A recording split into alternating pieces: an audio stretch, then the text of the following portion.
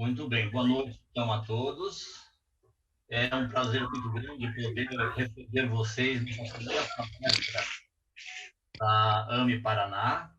Nós sempre fazemos uma palestra por mês a partir de março, essa é a primeira. O professor Sérgio já esteve conosco no final do ano passado, né? E nós já tratamos com ele de começarmos o ano com ele, né? Porque o Sérgio é uma pessoa especial, né? Além de médico, ele é físico. E, além de físico, o Sérgio também tem experiências com reuniões mediúnicas, né? Então, é uma pessoa que tem trabalhos de curas, é um palestrante internacional, né? Então, a gente fica muito feliz com tanta possibilidade diante do Sérgio e que a gente pode ficar muito à vontade em relação às perguntas, dele da experiência prática dele também, né? O doutor Sérgio, então, é de Porto Alegre, nasceu em Porto Alegre, é de família espírita. O pai do Dr. Sérgio, o Dr. Francisco Tinsen, já foi presidente da Federação Espírita Brasileira, de 1975 a 1990. E o Sérgio é formado em medicina pela Universidade Federal do Rio Grande do Sul. Depois especializou-se em cardiologia. O Sérgio é intensivista, unidade coronarianas. Nossa, tem tanta coisa aqui que metade da cardiologia está aqui no currículo do Sérgio. Nós vamos passar assim, vamos passar. Professor de terapia intensiva, pós-operatório, de cirurgias cardíacas, UTI, assim por diante, né? Vários cursos de extensões universitárias no Instituto Nacional de Cardiologia de Laranjeiras, no Hospital Geral de Ipanema e assim por diante. Também é membro efetivo do Conselho Fiscal da Federação Espírita Brasileira, há 25 anos. E fundador-presidente, há 25 anos, da Sociedade Espírita Reencontro, em Copacabana, Rio de Janeiro. Não. Também presidente do grupo Francisco de Assis, na Barra da Tijuca. Então, o Sérgio está em todas as partes, né, fazendo as suas atividades não só espirituais, além das palestras internacionais que ele faz na Europa, tudo mais, e no Brasil inteiro, né? Então, para nós, Sérgio, é muito uma noite especial, né? Receber você. Seja bem-vindo. A casa é tua, né? A proposta é que você possa nos falar aí por mais ou menos 1 hora, 1 hora e 10, e depois possamos ainda conversar um pouco no final da sua apresentação.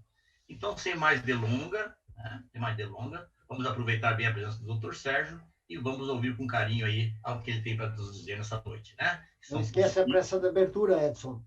Isso.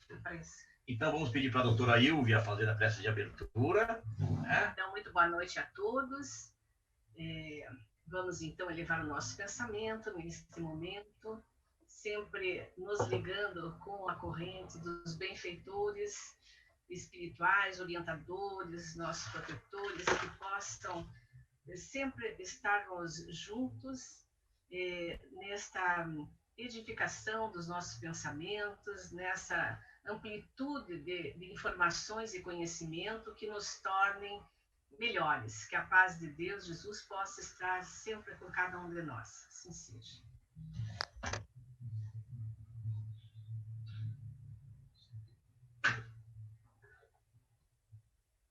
Bem, posso começar?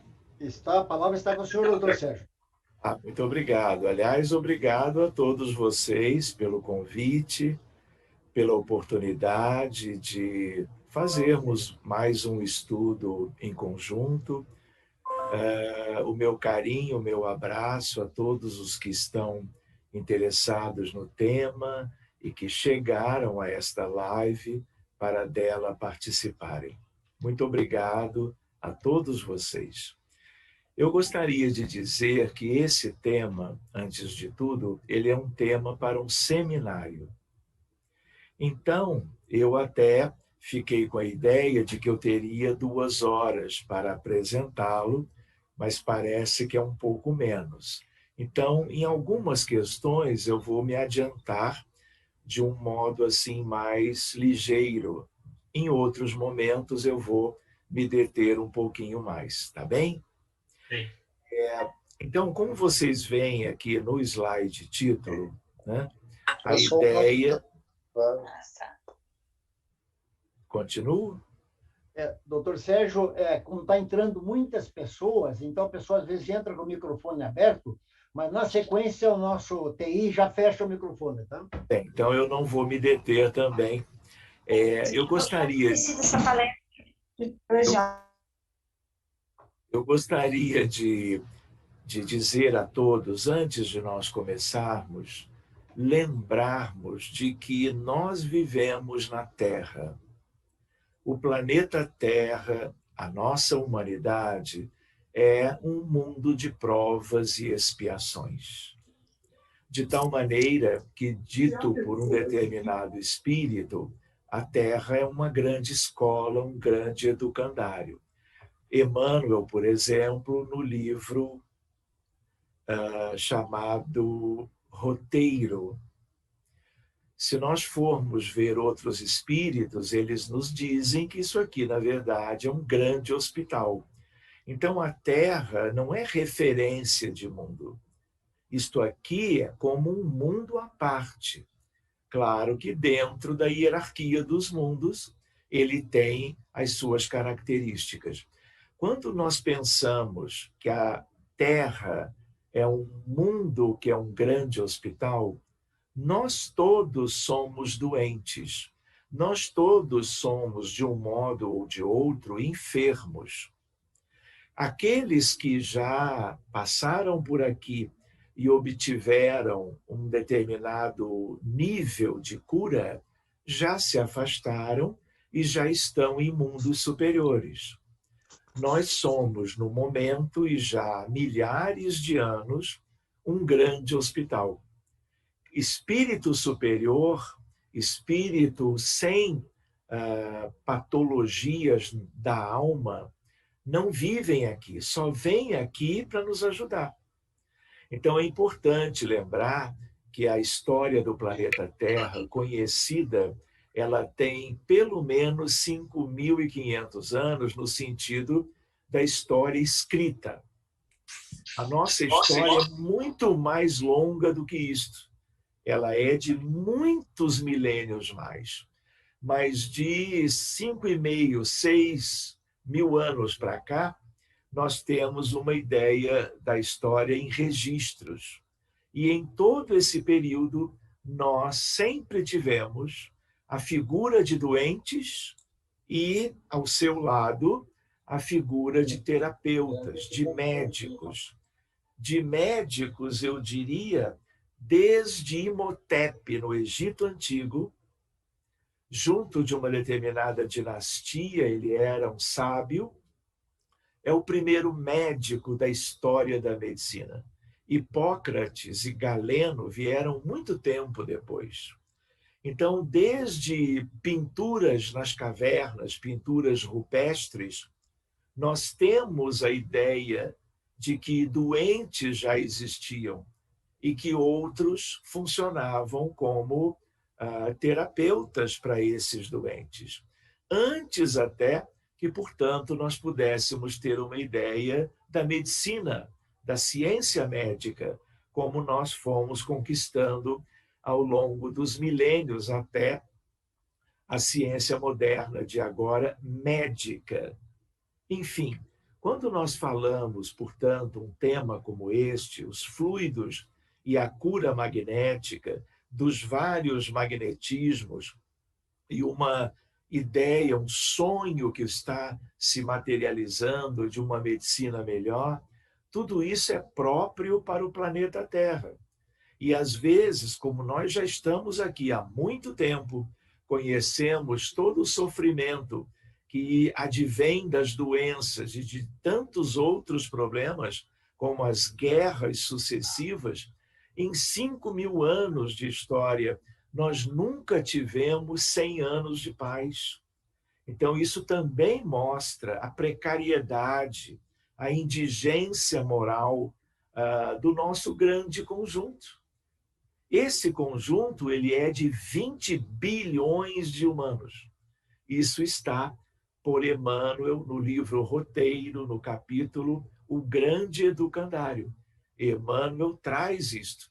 Então, nós somos 7,8 hoje bilhões de encarnados e temos, portanto, 12,2 bilhões de desencarnados, aproximadamente, claro. Então, essa temática ela é importante em toda a história.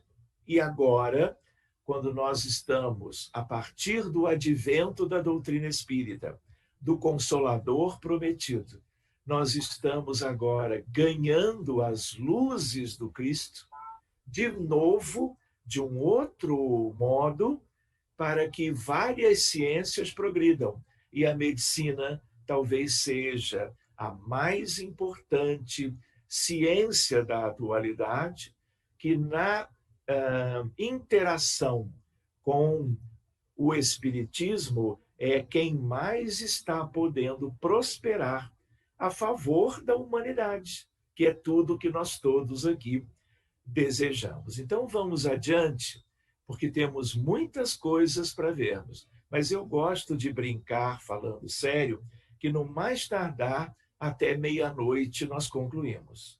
Então amanhã ninguém trabalha, vamos nos predispondo a um tempinho um pouco maior hoje. E eu gostaria de começar assim, mostrando para vocês algo que é fruto deste conjunto de temas que tem a ver com a nossa noite hoje. Quero lembrar que eu, como todos, sou também aprendiz. Gosto de ler, gosto de estudar, mas é uma amplidão extraordinária de tudo que do universo divino nós devemos buscar gradativamente. Vejam a coincidência. Vocês combinaram uma live hoje, um estudo, dia 10 de março. E hoje, exatamente hoje, começou mais um Congresso Mundial de Psiquiatria. É o mais alto fórum da especialidade que é relacionada à saúde mental, que é uma questão de extrema importância, haja vista que são milhões e milhões de doentes mentais no mundo inteiro em consequência de questões antigas, de transgressões às leis de Deus feitas ao longo dos séculos. Nós estamos colhendo doença mental como doença clínica, é colheita dos nossos equívocos e das vezes que nós contrariávamos as leis de Deus, prejudicando o próximo. Porque toda doença, no fundo, é efeito. As causas têm a ver com as nossas escolhas, as nossas atitudes, as nossas ações. Então, hoje, né, a Associação Mundial de Psiquiatria, esse congresso ia ser em Bangkok, na Tailândia, mas por causa da pandemia, ele agora vai de hoje até dia 13, online, no sentido de que são 7.000 profissionais na área da saúde mental, psiquiatras, psicanalistas, psicoterapeutas e psicólogos. E aqui nós vamos ver algo que tem a ver com esse nosso estudo, e tem a ver com a fronteira entre a doutrina espírita, magnetismo, mediunidade, fluidos e aspectos que aos poucos nós vamos nos inteirando. Vejam aqui a ideia. Como fruto do trabalho de vários anos, de 2 grupos espíritas no Rio de Janeiro, já há algum tempo, desde 2008, que nós estamos divulgando o trabalho nessa fronteira. Então, desta vez, nós enviamos 2 artigos, 2 papers, e os 2 foram aceitos pelo comitê científico e serão apresentados na forma de pôsteres eletrônicos. Então, se vocês olharem o da esquerda, vejam o título: Influência das pessoas desencarnadas na doença mental e sua respectiva abordagem. Do outro lado, nós separamos os casos das crianças e jovens dentro do transtorno do espectro do autismo. E aí fizemos um estudo específico. Muito bem, olhem ali, a influência dos desencarnados nos pacientes com autismo e os benefícios de lidarmos com estes espíritos através da mediunidade. Então, nos dois, nós vamos falar de Allan Kardec, de mundo espiritual, nós vamos falar de mediunidade, nós vamos falar de médiuns médicas, nós vamos falar de evangelho no lar, nós vamos falar do passe. Só para que vocês tenham uma ideia do quanto é chegada a hora de nós levarmos a semente que é de Jesus, que é do Consolador, que tem a ver com Allan Kardec e com todos aqueles, e é uma lista bacana, uma lista linda, de homens e mulheres que se dedicaram a algo que se relacione e tenham contribuído para esse tipo de resultado. Então, iniciando o nosso estudo pela coincidência de datas, né, eu estou mostrando para vocês algo que é motivador, algo que nos anima a que nós persistamos nessa seara, que é uma seara da ciência médica, é uma seara de amor, de caridade, de altruísmo, de compaixão, de empatia, como vocês talvez possam ver um pouquinho mais adiante ainda hoje. Um aspecto para nós entrarmos, então, já no tema, é lembrarmos de palavras como estas, no sentido de matéria, energia, fluido e magnetismo. Então, eu diria, tudo isto são aspectos que são muito falados, mas que, às vezes, as pessoas que não se enfronharam um pouquinho mais nos departamentos das ciências básicas usam os termos, às vezes, sem muita propriedade. Então, alguém há de dizer, tudo é energia. Mas quem disse sabe o que está dizendo? Né? Então, aqui é apenas uma ideia de nós nos lembrarmos um pouquinho. Matéria, nós temos uma noção, porque o nosso mundo físico, ele é muito de matéria densa. Então, a estrutura da crosta planetária, do planeta em si, tudo aquilo que, além de Deus e de Jesus, o homem construiu, é feito de matéria, e nós temos uma noção sobre isto, né? E há correlação entre esses 4 aspectos. Tudo se interage. Eu diria, tudo se entrelaça, de tal maneira que, às vezes, é válido. Vejam essa imagem. Eu acredito que nunca vocês viram isto. Tem o seu lado até de beleza.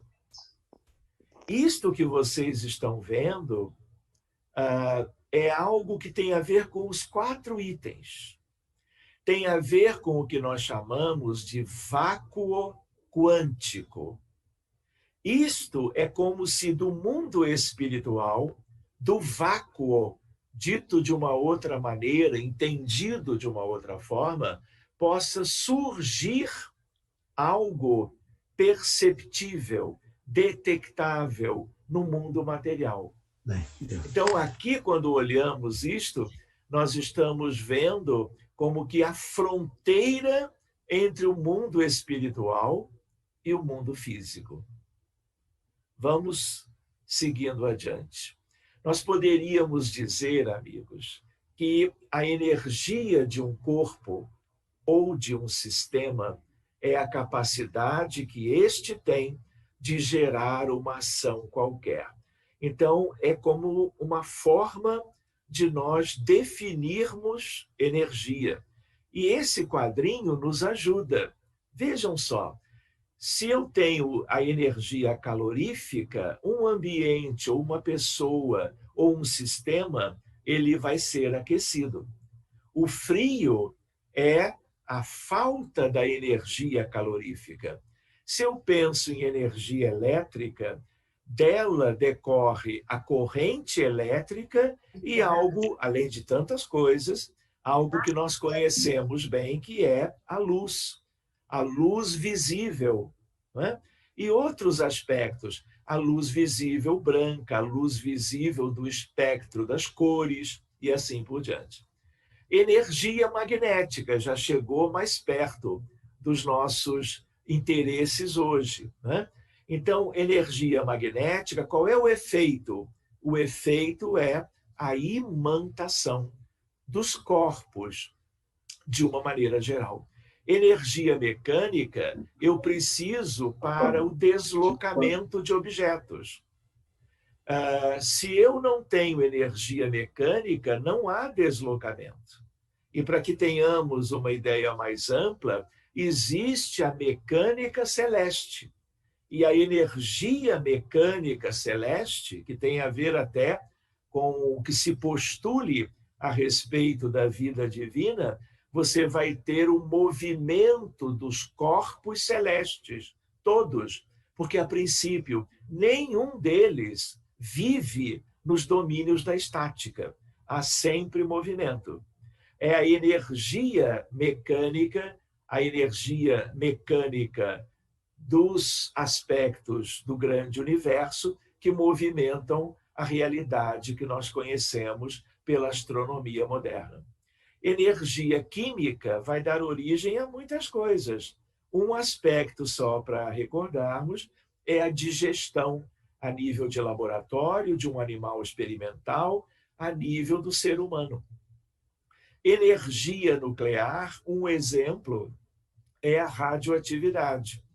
Antes da mecânica quântica, antes da física moderna, que começa no 14 de dezembro de 1900, quando Max Planck ele resolve um problema da física da época, chamado a catástrofe do ultravioleta, começa a revolução científica moderna, com a mecânica quântica e a teoria da relatividade. Enfim, aí o mundo inteiro mudou e continua mudando até hoje. E, aliás, nós só estamos reunidos aqui como herdeiros destas mentes brilhantes que nos auxiliaram, trazendo os grandes avanços da ciência. Outra ideia é energia mental, né? Allan Kardec não tratou disto, mas André Luiz tratou, não é verdade? O próprio Emmanuel também. Muito bem, então energia mental é aquela que tem a ver com o pensamento. Se alguém tem pouca energia mental, as irradiações do pensamento, que nós vamos ver alguma coisa daqui a pouco, elas são menos eficientes, elas já não vão a tão grandes distâncias. Então, há uma ideia para nós a respeito de energias diferentes quando nós olhamos para o quadrinho em questão. Quando nós trabalhamos a ideia do magnetismo, a história do magnetismo acontece na Magnésia, no sul da Grécia. Está lá até hoje. E naquela época, certos barcos que eram construídos de madeira, a madeira era unida através de pregos de ferro. E acontecia naquela região, o que não acontecia nas outras da Europa, é que esses barcos eles eram atraídos para a costa, ou tinham que se oferecer mais energia para que eles pudessem ir ao mar. Muito tempo depois se descobriu que esta região da Magnésia ela era cercada de montanhas com óxido de ferro magnético no interior das montanhas. Então, aquelas regiões montanhosas da Grécia eram imensos ímãs. Então, o magnetismo, a palavra, vem por causa da região da magnésia. Então, é uma propriedade da matéria. Quando nós pensamos em magnetismo, independente de sermos espíritas ou não, a primeira coisa que lembramos são os ímãs, que todo mundo já brincou um pouquinho na infância, já estudou na escola primária, secundária, né? E, eventualmente, como nós vamos ver daqui a pouco, os estudos se aprofundam. Então, quando você pergunta para um jovem o que é magnetismo, ele te responde como algo de uma propriedade da matéria. Ele não vai falar de um outro magnetismo. Enfim, para que nós tenhamos uma ideia que magnetismo é algo da ciência como um todo, e da ciência que é a base, que é a mãe das ciências, que é a física. Muito bem, então fiquemos com a ideia do ímã por enquanto. Então eu coloco ali certas pedras da magnésia ricas em óxido de ferro magnético, que é o que tem no ímã.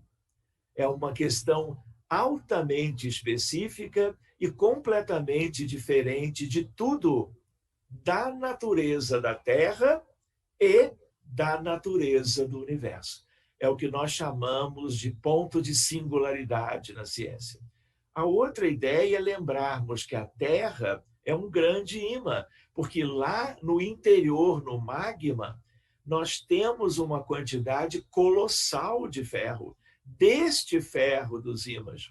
Por isso, as linhas de campo do campo magnético da Terra.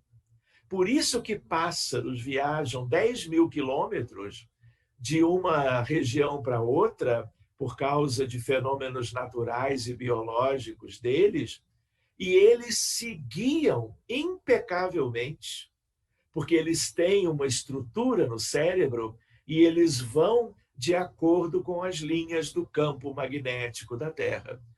E essas linhas ligam o polo norte magnético com o polo sul magnético, que são um pouquinho diferentes dos polos geográficos.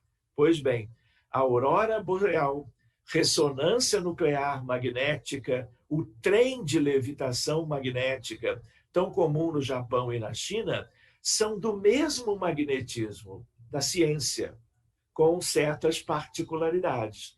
Energia magnética, campo magnético, interação magnética. Tudo isso se estuda na física, que, como eu lembrava, é a querida mãe de todas as ciências. Seguindo adiante um pouquinho, a ideia de um ímã com polo norte e polo sul, limalha de ferro, e vocês enxergam, por causa da limalha de ferro, as linhas do campo magnético. Ali do outro lado, a ideia, por exemplo, de uma imagem simples. Hoje em dia, existem imagens encantadoras daquilo que nós chamamos de aurora boreal. A aurora boreal não é um ímã, mas é um fenômeno magnético análogo, que depende dos neutrinos que estão entre o Sol e a atmosfera, a magnetosfera da Terra, e uma coisa que vem do Sol toda hora, que se chama vento solar. Mas isso nós podemos examinar melhor num outro momento. A nossa ressonância nuclear magnética, hoje nós temos avanços cada vez maiores, né, com maior sensibilidade, de 1,5 para 3 teslas. Nós temos a ressonância nuclear magnética funcional, que é um instrumento maravilhoso de pesquisa, além de ser para diagnóstico. Vocês estão vendo um pedacinho flutuante ali? Aquilo é uma cerâmica supercondutora, que é uma área que eu procurei estudar numa época já há alguns anos atrás. A cerâmica, na temperatura própria para que o fenômeno aconteça, a estrutura, mesmo tendo massa e peso, ela levita. E por causa desse fenômeno, os maglevs, ou os trens de levitação magnética. As bobinas supercondutoras elevam, suspendem o trem com um impulso inicial, ele ganha uma velocidade, como ele não tem atrito no chão, ele flui e pode alcançar 600 quilômetros por hora, que se assemelha à velocidade de certos aviões mais simples. Aqui é apenas uma ideia de uma época que eu estava trabalhando na fronteira entre cardiologia e magnetismo. Em tese de mestrado, no Instituto de Física da PUC, no Rio de Janeiro, nós estávamos com um grupo de trabalho levando pacientes para a universidade com problemas de arritmias cardíacas para, em vez do eletrocardiograma, trabalharmos a detecção de campos magnéticos do coração humano e compararmos e tentarmos determinadas evidências e outras questões que naquela época lá, já há 20 e tantos anos, eu estava envolvido com o grupo de trabalho e fazendo divulgações dos resultados, né, em revistas de física e de medicina, Fronteira também. Aqui outros 2 trabalhos ligados ao magnetocardiograma. Às vezes eu era um pesquisador principal, às vezes eu era um pesquisadorzinho secundário. Mas a ideia é que todos trabalhavam juntos. Era um time dedicado a essa fronteira. Outra ideia, e eu coloco entre aspas, para nós nos situarmos, é o magnetismo dos espíritas, dos espíritos, dos espiritualistas, dos magnetizadores, dos hipnotizadores. Esse é outro magnetismo. A palavra é a mesma, mas são coisas diferentes. Até eu diria, elas têm algumas nuances em comum, mas são fenômenos diferentes, não é? Então, eu poderia resumir dizendo que esse magnetismo é um produto das exteriorizações da mente humana. Os desencarnados têm e fazem isto. Os encarnados, treinados também. Vale a pena nós nos lembrarmos de que isso tudo começou no século XVII, portanto, muito tempo antes da codificação kardeciana. A ideia da palavra magnetismo animal começa com Van Helmont.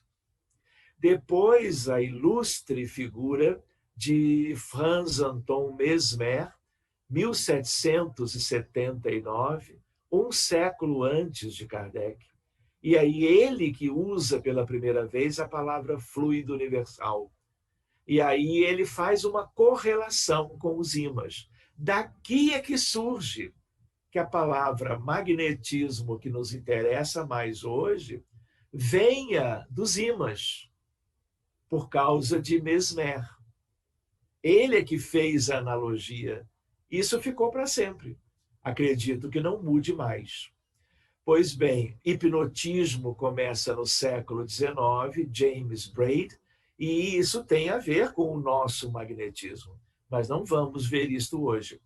Agora, dentro do nosso universo, o passe, a fluidoterapia espírita, a magnetização, fluidificação da água, bênçãos e exorcismos, liturgias na Igreja Católica, rezadeiras e benzedeiras. Todos vocês conhecem algo sobre isto, não é?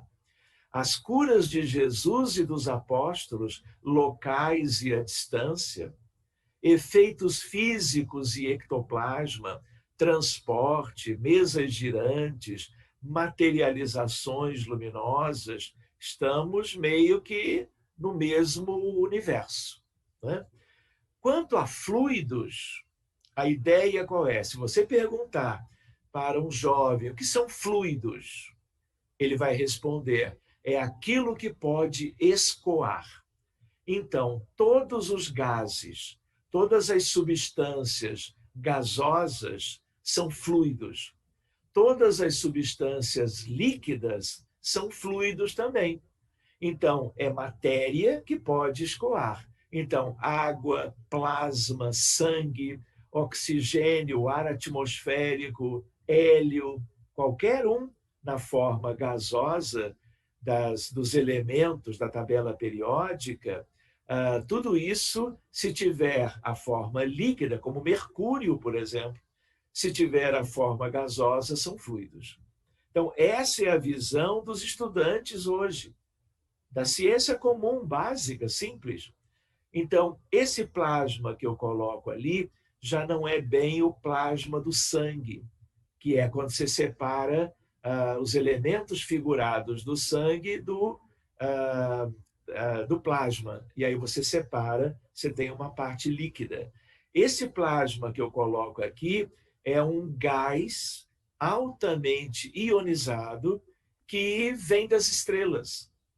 Mas isso a gente fala no ano que vem, acho que é melhor.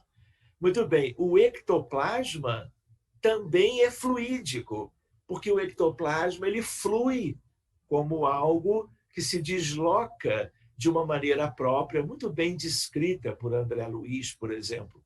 Também podemos ver isso um dia. Variedade de cores, densidade, utilidade, efeitos no organismo humano, cheiro, visibilidade, tangibilidade. Cada um é o seu, com as suas propriedades físico-químicas. Quando nós pensamos em fluidos, agora com aspas, porque tem a ver com a doutrina espírita. Então, por exemplo, fluido cósmico universal não é de Kardec, é de Mesmer. Né?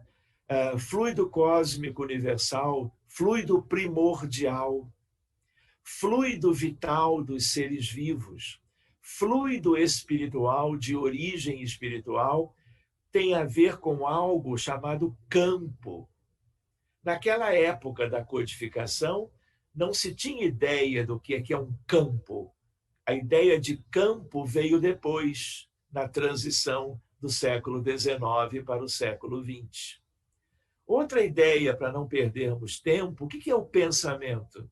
Temos 100 bilhões de neurônios no cérebro humano e existem duas ideias a respeito do que seja o pensamento. Se você perguntar a um psiquiatra, a um neurocientista, ele não sabe o que é. Porque o pensamento é algo, mas ele não foi bem descrito pela ciência acadêmica. André Luiz nos ensinou claramente, nos dizendo que é uma radiação eletromagnética. Mas se vocês olharem a bibliografia de André Luiz, em vários livros diferentes, então, ele diz que a velocidade é maior do que a dos 300 mil quilômetros por segundo, que é a velocidade da luz no vácuo. O que ele quis dizer com isto? Sem que naquela altura ele pudesse ser mais objetivo, ele no fundo quis dizer que é um eletromagnetismo, mas é algo diferente, é um fenômeno quântico. Ele não usou a palavra. Talvez porque não tivesse permissão de Emmanuel do alto para fazê-lo. Hoje, nós avançamos um pouquinho. Então, há uma experiência já de 30 anos atrás, de um físico mexicano. Eu não vou descrever a experiência agora, porque nosso objetivo é outro. Mas é uma ideia linda de entrelaçamento quântico. Esse modelo quântico do pensamento, ele tem consequências para a humanidade, tem consequências para nós. A ideia do rebanho de Jesus, a ideia de como se processa a prece, a oração, que hoje nós usamos já com muita propriedade na própria medicina. À beira do leito. A prece intercessória em pós-operatório de cirurgia cardíaca, por exemplo. Esse é um outro estudo que um dia nós poderíamos fazer. Né? Espiritualidade e medicina. medicina da alma. Tem um pouco aqui no nosso tema, como nós vamos ver. Mas existem outras nuances que talvez valesse a pena um dia nós vermos com detalhes. Então, há uma comunicação quântica.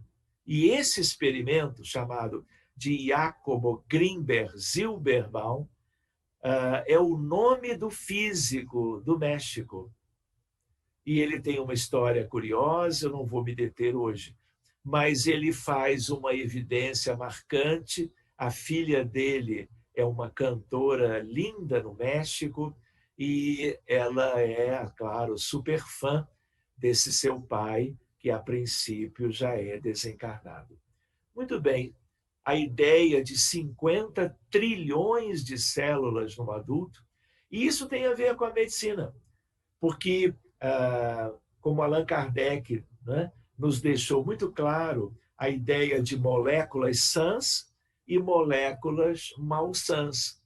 A ideia de que no corpo existem moléculas malsãs. E um grande número delas pode ser relacionado com leucemia, com tumor, na oncologia, né? Um câncer qualquer, uma doença degenerativa do cérebro, o autismo, a ideia da depressão e várias questões.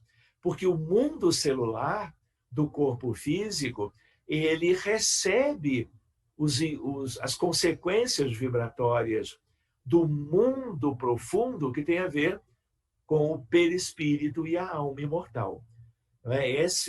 Esse fluxo e refluxo de energias, fluidos, campos, isso é outro estudo. De tal maneira que a célula é atingida pelos nossos pensamentos. Por que hoje nós temos vamos dizer, a epidemia do diabetes mellitus, que ninguém sabe o que é? Nós sabemos das questões do pâncreas, das ilhotas, sabemos a ideia da deficiência absoluta ou relativa de insulina, sabemos como melhorar as condições de cada paciente, sabemos que às vezes vem por causa de um vírus, Coxsackie, que atinja o pâncreas da criança na infância, mas de onde vem ninguém sabe. Ninguém sabe a hipertensão arterial sistêmica, que é a doença cardiovascular mais prevalente que há. E junto com a doença arterial coronariana, nós temos a doença que mais mata no planeta.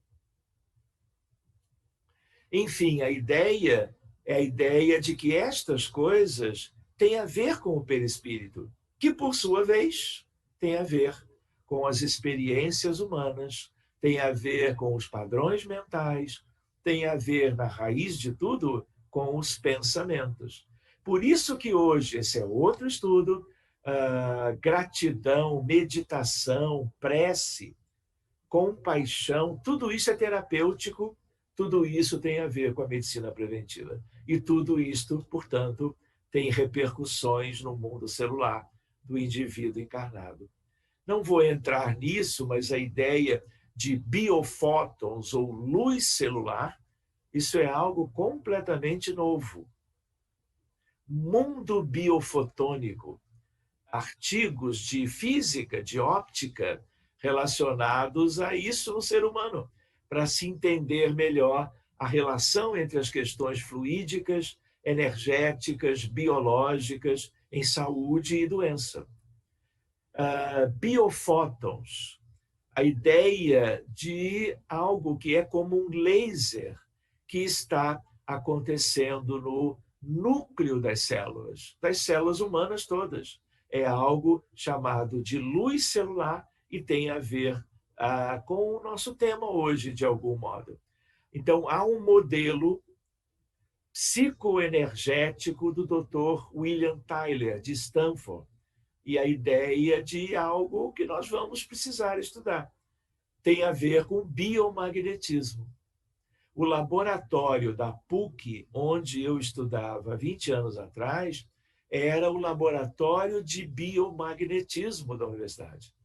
E aqui algumas imagens. Vocês já imaginaram um detector de magnetismo da ponta dos dedos dos médiuns candidatos à fluidoterapia espírita, ao magnetismo de cura, como Allan Kardec deixou tudo muito claro no sentido do Livro dos Médiuns?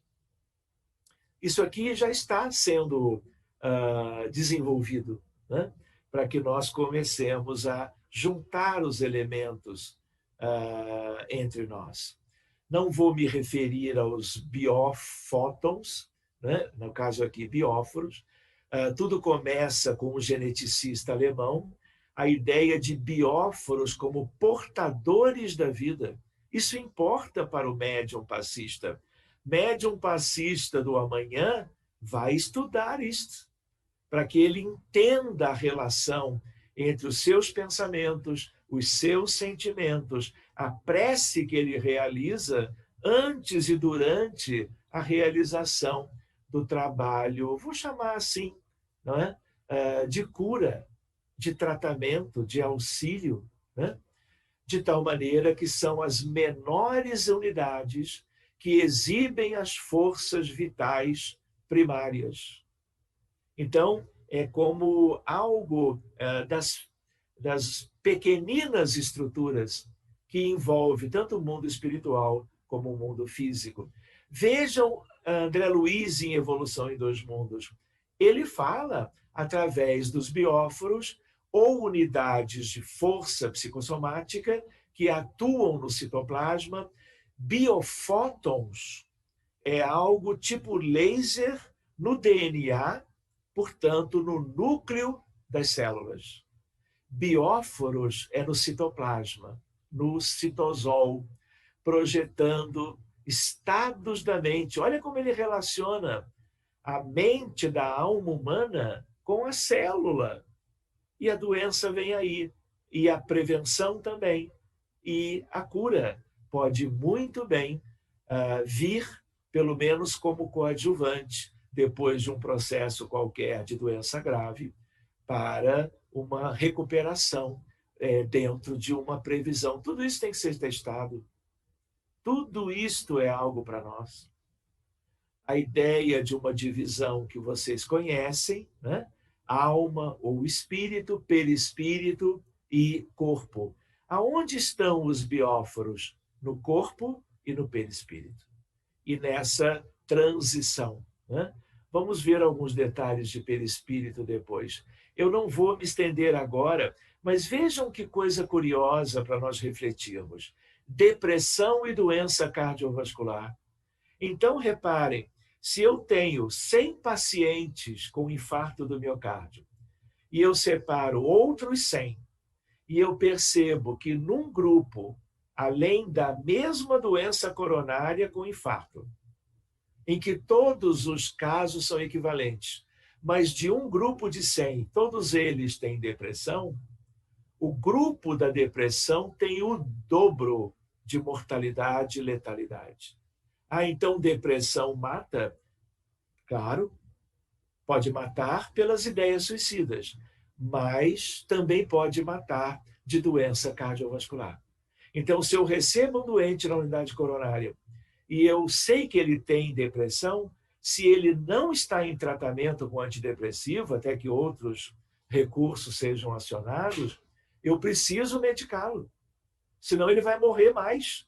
É 100% mais. De onde vem isso? Relação mente-corpo, espírito-matéria, paradigma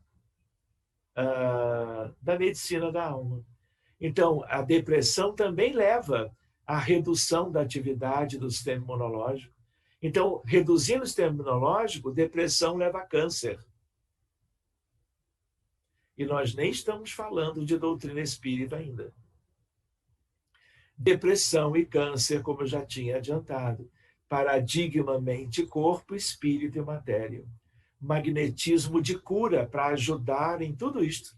Seja dos males orgânicos, biológicos, físicos, seja dos transtornos mentais. Nós vivemos a epidemia da depressão. O Brasil é o país do mundo, primeiro lugar em número de casos de transtorno de ansiedade. E tudo isso na pandemia pelo novo coronavírus, no mundo inteiro, dobrou em relação ao número de casos. Inclusive, lamentavelmente, o número de casos de suicídio no mundo. Então, o magnetismo de cura, como Allan Kardec estudou muito bem, se houver tempo, até a meia-noite, nós poderíamos chegar a isso, ele vai ter uma ação na alma, no perispírito e no corpo físico. E ele pode ser útil e deve nesses 3 grandes departamentos da vida humana do encarnado. Passistas e magnetizadores conscientes. Isso tudo hoje nós devemos conhecer, se somos dirigentes espíritas, para que nós possamos, nos cursos de capacitação de médiuns passistas, fora outros aspectos, que eles estudem um pouquinho ou tenham noções razoáveis a respeito. Por exemplo, depressão e doença coronária, em revista médica de psiquiatria. Então, depressão é fator de risco independente para infarto, como é a hipertensão, o diabetes, a história familiar, como é o colesterol aumentado e todos os fatores de risco conhecidos. Então, a depressão aumenta o risco de reinfarto e morte nos que já estão internados por infarto nos hospitais. Com toda certeza, Sérgio, 2 coisas. Primeiro é que a gente gostaria de uma continuidade. Aí você vai escolher o mês nós aí, uma vez por mês, né? Nós gostaríamos de aprofundar um pouco mais nisso daí, porque não se acha essa série aí tão fácil dia a dia, né? Ainda mais com a tua terapia. E ainda um tempinho para algumas perguntas do pessoal presente, né? Então, as perguntas assim, bem pontuais, para nós podermos fechar essa noite aqui maravilhosa que eu vejo, né? Então, vamos lá. Quem tem alguma pergunta para o Dr. Sérgio, vamos lá. Doutor Sérgio, se eu puder fechar a sua apresentação, que fica mais fácil para ver todos os participantes, né? Se o Edson não tiver nada para perguntar, eu gostaria de fazer uma pergunta, aliás, na realidade, passar uma dúvida que eu tenho, já que o doutor Sérgio é físico também. A pergunta que eu faria é assim: eletricidade, magnetismo e eletromagnetismo é a mesma coisa ou são 3 coisas distintas? Odovaldo, no universo, na natureza de qualquer contexto do universo divino, pela física, existem 4 grandes forças, interações ou campos. Existe o gravitacional, que é a gravidade. Existe o campo, que é o campo...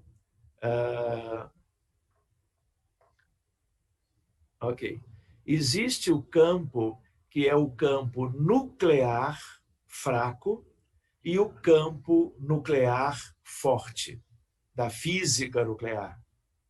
E existe o campo, a interação, a energia, a força eletromagnética. No fundo, sempre é junto, não é? Então, eletromagnetismo é uma coisa só. Só que há uma parte que é o magnetismo e a outra parte que é a eletricidade. Então, para certos fenômenos, para certos experimentos, para certas práticas, o que vai funcionar é a eletricidade. Para outros, é o magnetismo. Mas o campo, a radiação eletromagnética, é como se eu tivesse, com uma diferença de 90 graus, verticalmente o campo elétrico e horizontalmente o campo magnético, ou a força ou a interação. Eu posso separar por um objetivo prático, mas o eletromagnetismo é da vida do universo. O eletromagnetismo é divino. Não existe nada na natureza que não seja eletromagnético. Em termos de matéria, em termos do Sol, das estrelas, em termos das galáxias e em termos das questões do infinitamente pequeno. Nós temos aqui uma pergunta do amigo lá que está em Lisboa, o Sérgio. Ele perguntou se o senhor, nas suas pesquisas, o senhor usa o sistema usado também pela apometria. Muito bem. Quero dizer que a resposta é afirmativa. Na verdade, eu conheci a apometria de uma maneira muito curiosa. Posso contar? Pode. Eu fiz medicina na Universidade Federal do Rio de Janeiro, porque eu nasci em Porto Alegre, mas meus pais, era o filho caçula, né? E aí eles vieram para o Rio de Janeiro quando eu era de colo, quer dizer, faz tempo, nem tanto. Mas aí eu cresci, estudei no Rio, fiz medicina, fiz residência de medicina interna no Rio e recebi uma proposta para voltar a Porto Alegre, para trabalhar em Porto Alegre. Eu já tinha começado o mestrado de clínica na mesma UFRJ, mas era um convite interessante. E aí não havia muita perspectiva de emprego naquela época no Rio, e eu fui para Porto Alegre. Aí o que acontece? Eu me planejei de ir para Porto Alegre, e um dia a dona Ivone do Amaral Pereira era contemporânea da minha mãe e do meu pai, né? Eram amigos, e ela pega o telefone e liga para minha mãe, coisa que era habitual. E aí ela, num certo momento, ela diz assim: Ruth, o Sérgio vai para Porto Alegre? Aí a minha mãe, que não estava gostando daquela ideia, ela disse assim: olha, parece que vai mesmo, já tinha tudo pronto. Mas para minha mãe era só uma ideia de que talvez eu fosse. Aí ela falou: vai, mas como é que você sabe, dona Ivone?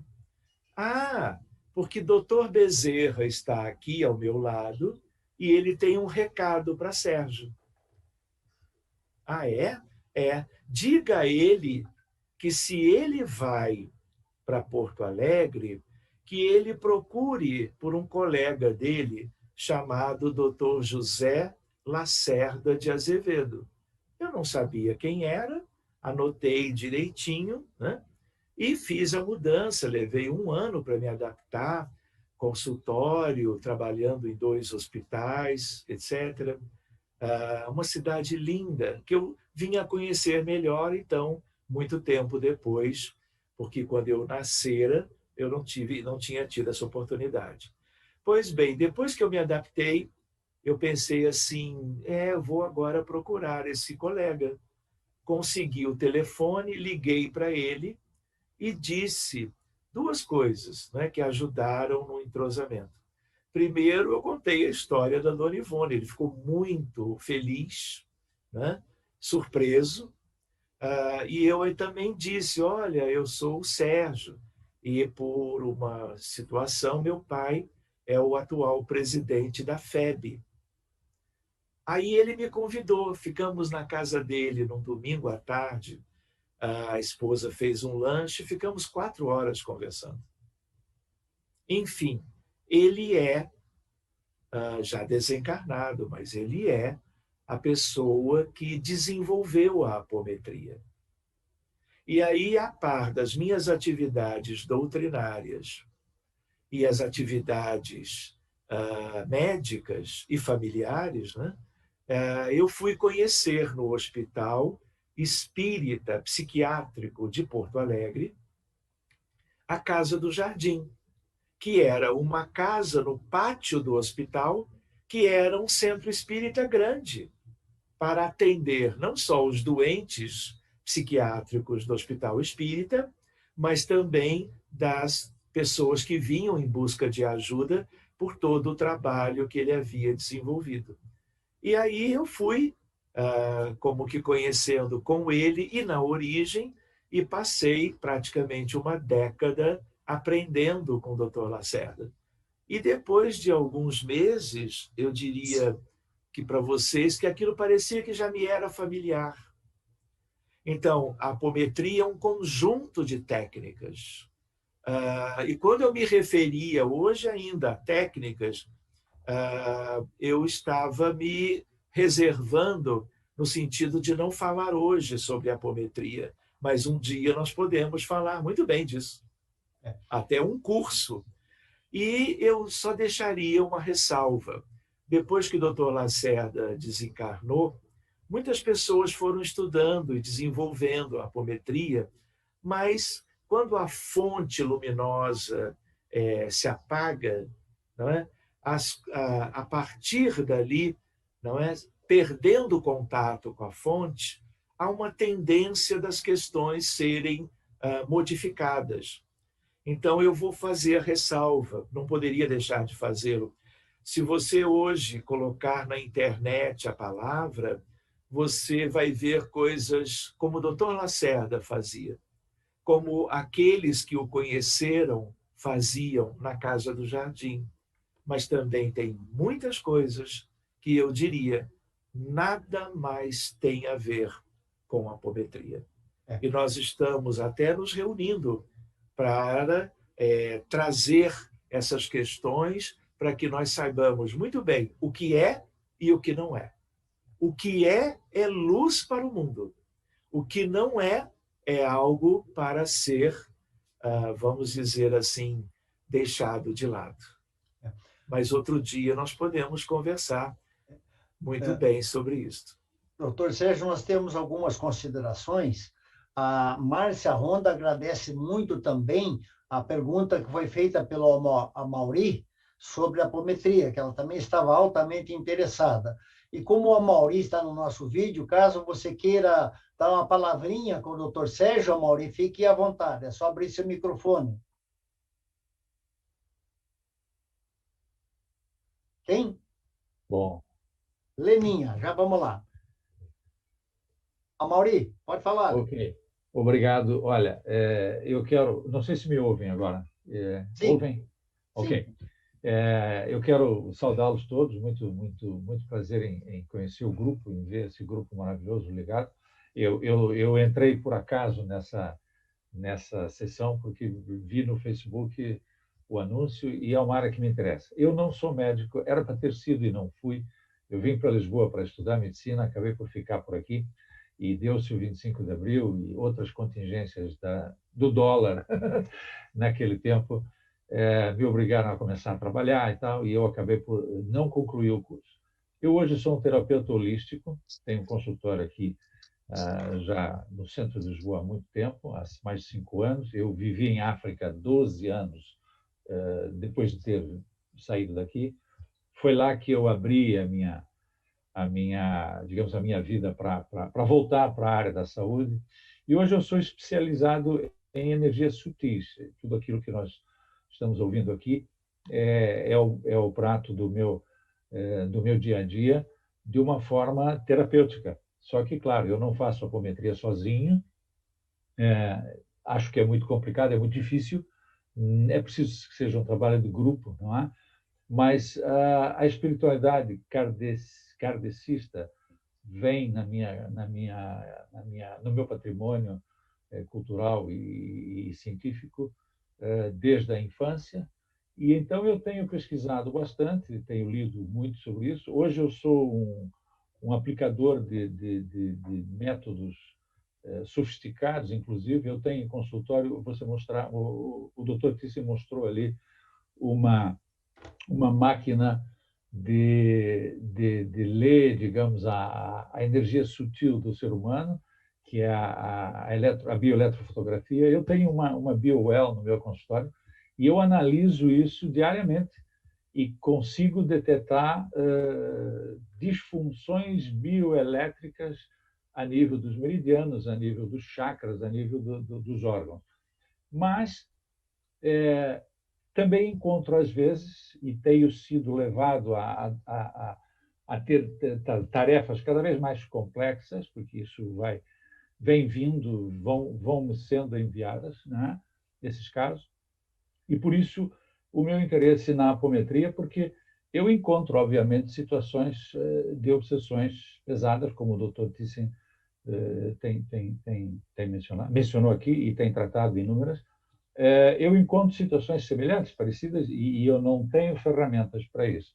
Daí o meu interesse pela apometria. Seria muito interessante obter dessa fonte preciosa da Casa do Jardim, porque, como bem disse o Dr. Thyssen, essas técnicas são depois multiplicadas por 100 versões e apenas uma delas ou 5 delas é que são razoáveis. As outras já são todas distorcidas, né? E pouco tem a ver com a essência. Eu, por acaso, tenho os 2 livros do Dr. Lacerda e acho fantástico, mas não se pode praticar a apometria sozinho, não é? O Dr. Thyssen pode se pronunciar um pouco sobre isso, e eu vou ficar muito grato se vocês aí criarem condições de se fazer, nem que seja a um nível mais fechado, mais específico, uma formação nessa área da apometria, porque é utilíssima para qualquer terapeuta e para qualquer médico que tenha abertura cultural e mental para abranger esses campos não propriamente físicos, ok? Então, eu quero mandar um abraço para o Dr. Thyssen e para todos os irmãos aí e dar-vos os parabéns por terem montado essa palestra que está sendo fantástica, maravilhosa. Tá? Muito obrigado pela oportunidade de falar aqui também. E um abraço para todos. Uma boa noite. Doutor Sérgio, em função do horário, a gente sugere que as suas colocações, agora no final, sejam bem objetivas, porque temos mais umas 2 perguntas para passar para o senhor. Valdo, eu acho que eu encerro mesmo por aqui. Tem dezenas de outros slides com conteúdos interessantes, mas eu acho que nós não devemos correr. Eu acho que nós devemos organizar um outro encontro, né? Quem sabe para seguirmos adiante a partir do ponto onde nós estamos. Então, eu creio que você talvez possa fazer as perguntas que estão ainda pendentes e depois eu faço uma prece e nós encerramos. Então, eu só passaria as perguntas, não para o senhor responder, mas para quem sabe numa próxima palestra aqui, incluir esse texto, né? Então, primeiro, as pessoas estão mencionando que adorariam ter um curso ou conhecer um pouco mais de apometria através do senhor, né? Também tem aqui a Clarice Mitrano, que é uma amiga nossa de Foz do Iguaçu, gostaria de saber se com o fluido e atendimento fraterno é possível resolver esses casos mais graves ou sempre é necessário resolver através da reunião mediúnica?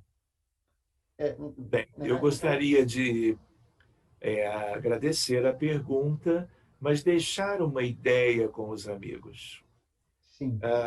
Todas as questões médicas mais importantes, com mais sinais e sintomas de doença, aquelas que mais têm a ver com o sofrimento humano, têm sempre causas espirituais.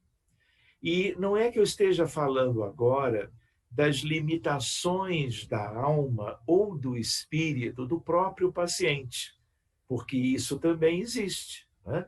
Eu estou me referindo à ideia das influências espirituais. A influência do mundo oculto aos olhos humanos convencionais, né? No sentido de 2 tipos fundamentais: vítimas do passado e, eventualmente, aqueles que, tendo sido vítimas e possam estar até sem memória, sem lembrança dos autores das suas dificuldades no pretérito, sejam aqueles, como Kardec deixou claro, espíritos vingativos. Então, se eu quero atuar nas causas, as causas são sempre espirituais e do pretérito. Então, a medicina de hoje, a medicina de sempre, na maior parte das vezes, a medicina ocidental, por exemplo, né, que é o protótipo, quando se fala em medicina, é a medicina ocidental que se está querendo enfocar, né? Ela, na verdade, é uma medicina que cuida dos efeitos. Em oncologia, por exemplo, que é a ciência médica que é ligada ao câncer, aos tumores, o que eu faço? É cirurgia para tirar o tumor, seja de próstata, de mama, de estômago, de pulmão. Radioterapia, poliquimioterapia, imunoterapia, e, em geral, é isto, né? Então, eu estou cuidando do que acontece no corpo. É muito bom? É. Quanta gente se cura de questões de muito sofrimento com a abordagem médica convencional, acadêmica, inclusive. Graças a Deus. E a todos os pioneiros e as mentes brilhantes que nos antecederam, desenvolvendo a ciência médica que nós temos hoje. Mas as causas são invisíveis. As causas reais estão no passado. Estão no presente, porque o que foi passado está vibrando no presente. É atualíssimo. Tanto é que, quando nós abrimos cada contexto, nós estamos no passado, mas agindo no presente, cuidando deles como se estivéssemos lá. Pois bem, o que acontece? É aí que a coisa muda. Vocês que talvez tenham chegado depois, vocês não viram os primeiros slides, em que, por exemplo, eu estava falando que hoje começou o Congresso Mundial de Psiquiatria. E isso que nós estamos falando hoje tem a ver com os 2 trabalhos que nós levamos e foram aceitos pelo comitê científico do fórum mais importante que há em termos da Associação Mundial de Psiquiatria. E por quê? Porque nós trabalhamos o antes e o depois. O que tem no meio do caminho? O binômio da medicina da alma, que é uma medicina espírita. Por isso, reunião mediúnica de desobsessão. Agora, não é qualquer reunião, porque há reuniões e reuniões. Entende? Sempre há espíritos benfeitores ajudando. Mas para haver um resultado melhor, tem que haver uma equipe encarnada, capacitada. E tem que haver também uma equipe dos espíritos desencarnados com uma dinâmica, uma versatilidade, um conhecimento da realidade humana, da realidade pessoal, coletiva, e de tudo isto que tem a ver com mostrar o mundo espiritual, nos mostrar o que nós temos que reverter, porque é revertendo o que eles nos mostram através dos médiuns da equipe que o paciente vai ser aliviado daquele peso kármico que resultou numa enfermidade qualquer.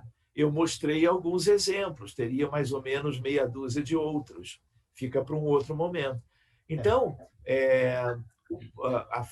o passe, a palestra pública, a água magnetizada, tudo isso pode e sempre ajuda muito, mas muitas vezes não se pode prescindir da reunião mediúnica, senão as causas ficam a descoberto. Não pode. Pode, se não houver recurso.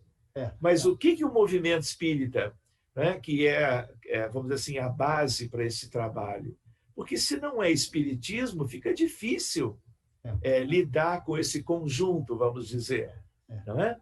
Não é que não se possa, mas quem poderia ter e tem as ferramentas básicas, o conhecimento simples de tudo que importa nessa hora é o espírita, graças ao Espiritismo, a Allan Kardec e aos espíritos da codificação. Mas não é uma meia leitura de um dos livros do Pentateuco. Estou me referindo a Kardec em tudo. Entende? Estou me referindo, inclusive, vocês talvez vejam aqui, ó, por exemplo, esse conjunto de livros aqui é a Revue Spirit. A ideia qual é? Espiritismo vai que vai. Se eu quero parar em uma ou duas obras de Emmanuel, de André Luiz ou de Humberto de Campos, e uma leitura escassa da codificação, eu vou. Já me ajuda muito. Mas eu preciso continuar estudando. Indefinidamente. Eu penso que o senhor vai ter que voltar a fazer nova palestra para nós, porque o pessoal está pedindo muito o seu retorno para falar de apometria, para falar de fluidoterapia. O pessoal está super curioso, o Edson está rindo aqui, mas eu estou feliz da vida, porque nós, com certeza, vamos precisar ter a sua volta. Eu gostaria de registrar, sim, que nós tivemos uma assistência superior a 200 pessoas assistindo através do Facebook e também diretamente aqui na sua apresentação. Quer dizer, é um público bastante significativo, vamos assim dizer. Então, eu devolvo agora, eu passo a palavra para o doutor Edson para fazer o encerramento e registro aqui também a gratidão de muitas pessoas pela oportunidade de assistir os seus ensinamentos, a sua palestra. Edson, contigo.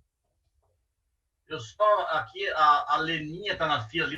A Leninha quer fazer a sua pergunta ainda? Porque é a única que ficou faltando pelo que eu estou vendo. Não.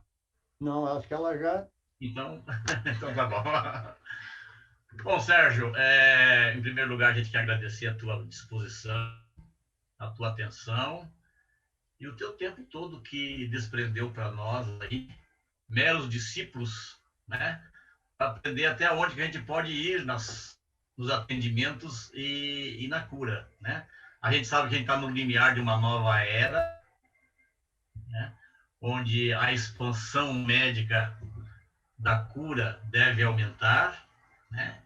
E que novas pessoas estão reencarnando nesse planeta para ampliar esse tipo de movimento que já existe, sempre existiu na Terra, mas talvez as condições favoreçam daqui para frente a que amplie e se aprofunde, onde teremos realmente uma medicina da alma, coisa que tem acontecendo hoje com associações médicos espíritas.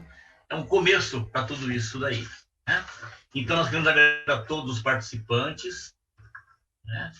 Todo mês nós nos reunimos, a próxima palestra 14 do mês que vem, sempre na segunda quarta-feira de cada mês. Nós vamos combinar com você, Sérgio, um outro mês para que você possa voltar conosco, né, dentro das suas possibilidades. E para encerrar, então, nós vamos pedir para a nossa vice-presidente, doutora Rose Marie, fazer a nossa prece de encerramento, por favor.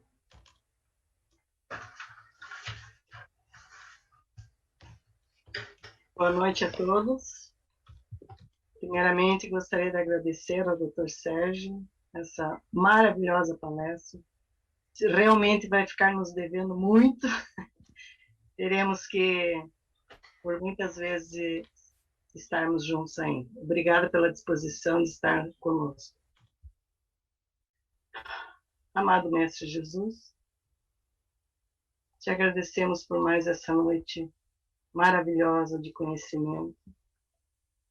Te agradecemos a oportunidade da vida de podermos estar presente numa reunião tão rica como essa, com tantos ensinamentos e com tantas perguntas a esclarecer. A oportunidade que tu nos dá, Senhor, por convivermos com pessoas que possam nos passar conhecimentos sérios, inteligentes e que só nos engrandece. Queremos agradecer a oportunidade da vida e pedir a Deus que acompanhe cada um na sua caminhada, que possamos ter saúde para convivermos por muito tempo. Mais uma vez, obrigada, Dr. Sérgio, que assim seja.